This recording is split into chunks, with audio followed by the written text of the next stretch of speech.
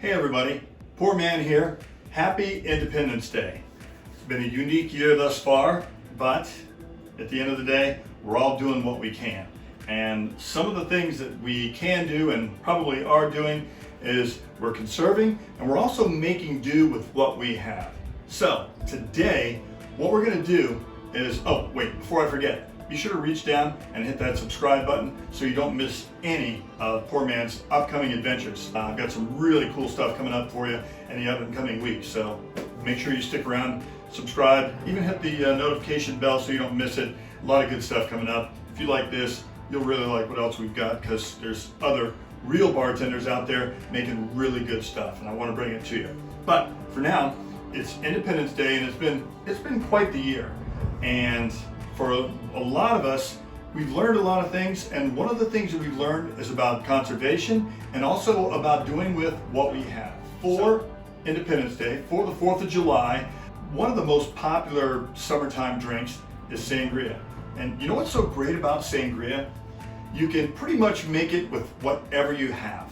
And normally you're taking leftover wine, okay? And then you're gonna take that and mix it with whatever you have. So today, we are going to make Poor Man's Star Spangled Sangria, and we're gonna do it for you. Thank you very much for tuning in. Easy peasy. What we do here around the Pour House is we'll take and 1 bottle of wine, normally not quite enough. 2 bottles, generally too many.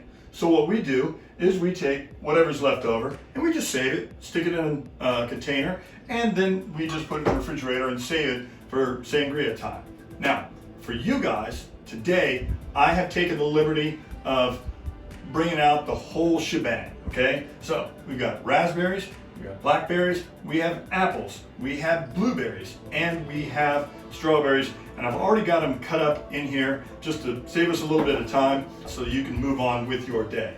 And what I've done with the blackberries and with the blueberries, as I put them in there, I pinch them a little bit so that the flavor can leak out and all meld with everything else. Now, so we've got all the berries and all the apples and all that good stuff already in there. Really easy. The recipe, I'll give you this one. Make it your own way because you're gonna make it with what you have anyway. If you make it like this, I guarantee you it'll turn out really good because all those berries and those apples, really good stuff. So I will usually take about a half a bottle, okay, and add it to this mix. We're just gonna free pour because, well, this is a professional on a closed course. You may not want to try this at home, but we've got about half a bottle of red wine, and you can use white wine, you can use sparkling wine, you can use whatever you got. I have a blend of red wine and sparkling wine, so you can pretty much do whatever you want. Now, I am going to put in 3 ounces of orange liqueur. You can use Grand Marnier, you can use Cointreau, you can use other orange liqueurs. This Grand Imperial, good stuff, probably closer to Grand Marnier than it is to Cointreau, but we're going to put in 3 ounces here. So there's 1 and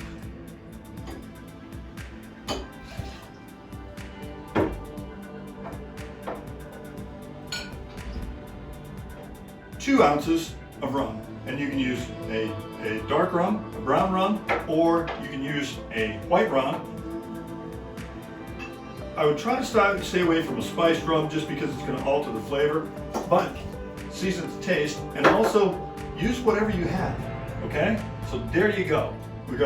Right now, we've got about a half a bottle of red wine in there.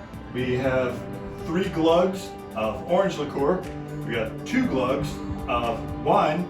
We use dark in this case. And now we're going to add to this about a cup of OJ. That's all. Just regular old Florida citrus OJ. I'm going to go ahead and stir this up. You can, if you want, you can sweeten it. I do have simple syrup here for me and Mrs. Poor Man. This is sweet enough. And depending on the wine that you use, you may want to do something else to change it. Now, one thing very important here, you do need to put in cinnamon. And why, you ask? Why, asked PourMan, do we put cinnamon in our sangria? Well, you see, gentle folks, is because the cinnamon, besides tasting really good, cinnamon also helps the flavors bond. So we're gonna leave this. I'm gonna take a taste, but sangria is better if you make it a day or two ahead of time. So if you know you've got a party coming up on the weekend, or if you know you have a party come up at a particular time, PourMan suggests make it ahead of time, because the longer it sits, the more these flavors blend together and the more the fruit will combine with the flavor of the wine. And it does not have to be good wine, it can be any wine. Almost any wine will make a good sangria. And when you combine it with all the other good stuff that we put in here, guaranteed surefire hit. And you can use, I like to use an orange liqueur, a citrus type liqueur. You can use whatever you want. You can use bourbon. You can use amaretto. Anything you want. Season to taste. Whatever you got in the house. But for the PourMan, we are going to. I've got a little bit of ice here. Now, when you get ready to serve it, you probably want to put a little bit of ice in your pitcher, and you can put it. Ordinarily, I would probably just pour it. If I were going to serve it, I would pour it right in the pitcher, take it, and serve it. We have these stack really nicely in the refrigerator, so if we're going to make 1, 2, 3, 4, 5, 6, depending on how big a crowd we have, how much sangria we're going to drink, is how many vats of this we make. And then we'll just put it into a pitcher, take it out poolside, good to go. So, right now, we're going to just pour a little bit into our glass, because PourMan would not send you down the road without first trying it. PourMan, I'll be your canary in a coal mine. PourMan's Spangled Sangria. To get the recipe, go to PourManMike.com. And if you push this button right over here, you'll instantly become a Pour Minion, which gets you a head of line speed pass for each and every new PourMan adventure, plus all that other cool stuff. So until next time, pour well, pour often, PourMan. See you around.